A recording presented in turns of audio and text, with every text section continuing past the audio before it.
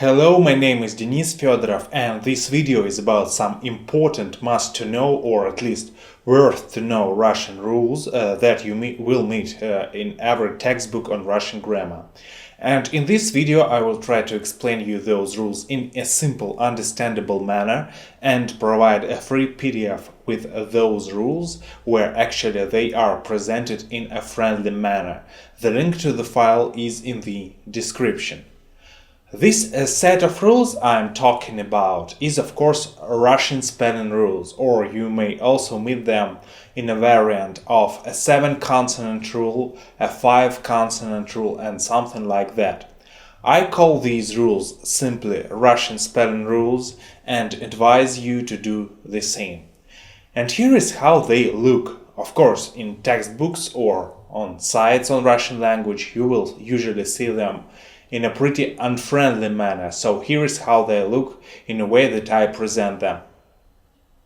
Generally, Russian spelling rules is a set of rules that apply to many situations in Russian language, and actually their influence in Russian is everywhere, so of course you must be familiar with those rules. Basically, these rules mean that after these letters, never write these letters, but write these letters instead of them. First, I will explain these rules from practical point of view and tell where personally you will need those rules, and show this with examples. Then we will discuss the essence of those rules and their role in Russian. So, why personally you need these Russian spelling rules? Because Russian spelling rules influence the whole process of grammar learning. Allow me to remember that learning Russian grammar is mostly about teaching yourself to change endings of words. For example, famous cases, which many are afraid of even before getting acquainted with them. To learn cases means to learn to change endings of nouns, adjectives, pronouns and numerals via applying some rules. Native speakers learn to change endings naturally in childhood, so when they find out that there are such things as cases, they already able to change endings naturally, so they identify case by just asking questions to the word, and then their subconscious mind gives them a response, what ending to use when they are confused about choosing the proper ending. So native speakers, they do not study how to change those endings the way you do. But foreigners learn Russian usually being adults already, when natural learning becomes ineffective, so they learn cases via the so-called conscious practical way by learning Russian grammar and completing exercises to form a skill. This way nowadays is the most effective way to learn to speak Russian. So Russian spelling rules, why you need them? They have a very considerable effect on the declensions of nouns and adjectives. Declension means to change endings in different cases. And the conjugation of verbs. Conjugation means to change endings of verbs. The thing is that rules that tell you how to change those endings sometimes contradict Russian spelling rules, and spelling rules are located in their importance higher than those rules that teach how to change ending. So sometimes when following the rules you will be wrong because of Russian spelling rules. So personally you need Russian spelling rules printed out and by your side when learning Russian grammar. That's the main practical application of these rules when you are learning Russian. Let me introduce you each of these Russian spelling rules through some specific situations when you will need them mostly. As I've said before, Russian spelling rules apply themselves in many situations, but I will give some most common examples right now. So the first rule. The first time you'll need Russian spelling rules will be during Russian nouns unit of the Russian grammar. It will happen when you will be learning to transform words from singular form to plural form in the default nominative case. And here you will occasionally need rule 1. Examples: tron, throne, It ends in a consonant, so tron has a masculine gender. So we, according to rule, add y and get trony. That's the standard mechanism of changing endings. But you may meet some words that fall under the ambit of Russian spelling rules, and here's what happens. Kniga, book, and karandash, pencil. According to rule, kniga is feminine because it ends in a. So to get plural, we need to remove a and add y, so we get knigy. But according to Russian spelling rules, after g we can't write y and need to write e. So the proper variant will be kniги, books. The same is with karandash. It ends in a consonant, so it is masculine.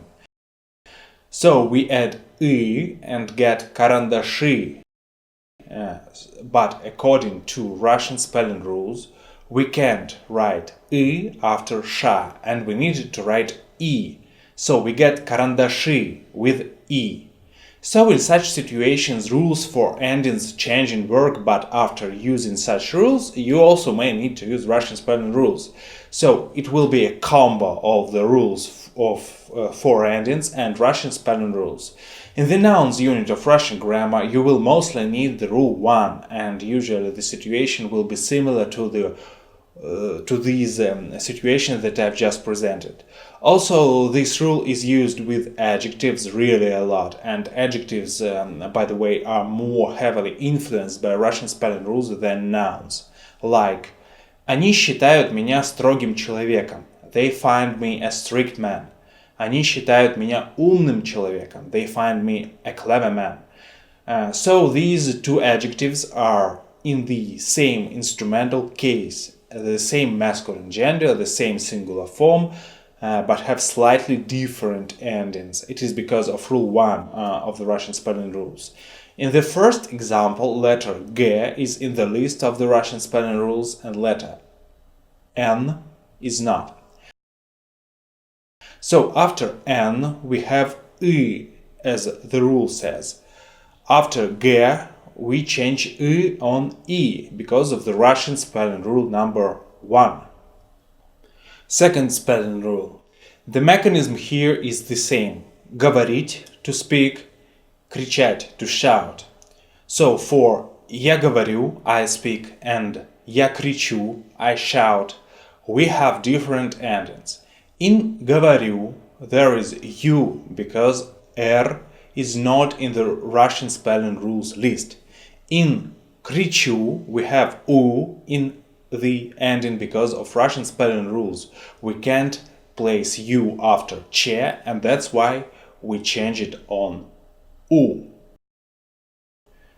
Now spelling rule 3. For you this rule is of less importance, at least practice shows this. However, of course, you will find yourself in situations that are regulated by Russian spelling rule 3. Like, let's take some noun in the instrumental case. С детства я мечтал стать палачом. From childhood I dreamt of becoming an executioner. Here, according to rule, we add that's how it is done. In spite of that, we have letter che here, which is in the list. Letter O in this example is under stress. That's why it doesn't fall under the spelling rule number 3. Now let's change word палач on овощ, executioner on vegetable. Here the same rule works, and we need to add and get овощам, which is not proper because of the rule 3, because after letter sha, if O is not under stress, we need to change it on ye. So we get the proper variant овощем. First of all, looking at all of this, you may think that these rules were specially invented by KGB in the vaults under Moscow Kremlin to make sure that you never learn Russian. But the thing is that these rules just explain what letter to write in controversial situations. The thing is that some combinations of letters they can be written differently but pronounced the same. Or sometimes through the evolution of language some combinations begin to be pronounced differently by native speakers, differently from their ancestors. So if we take Russian spelling rules, their roots go long in the past when KGB and even Kremlin did not exist. And these spelling rules they reflect Russian phonetics, Russian pronunciation, and are used to make sure that what you write and what you hear would be the same thing. Let me provide some understanding so you wouldn't hate Russian spelling rules that much. Look at the purple letters and a green letter. For convenience, let's also temporarily add this C letter to the rule 1, so you could better understand things I will be talking about. Actually, letter C has a moral right to be here, so I am not making some rude interference to this rule. But if letter C was here, this rule just would not work in all situations. So that's why originally there is no letter C here. So these purple and green letters are special letters from the phonetics point of view. Ж, Ш, C are hard letters. Ч, Щ are soft letters. And what makes these letters special is that these letters cannot be influenced by vowels. The thing is that there is a such thing as confluence, and this confluence, it is not only some Russian thing, but in English it is also present, which means that vowels can influence the sounding of the preceding consonants. But these letters, purple and green, can be only soft or only hard. They cannot be influenced by vowels. So these consonants, which can be only soft or hard, with all these vowels, they simply sound the same.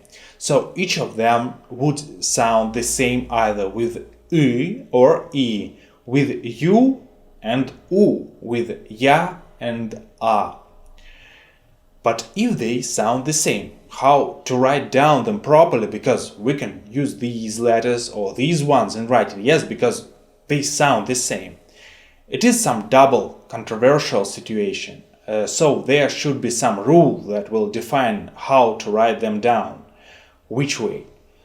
Because they can be written in two ways according to their pronunciation. So the rule just says that it is written this way. So after these letters we can't write these letters but write these ones.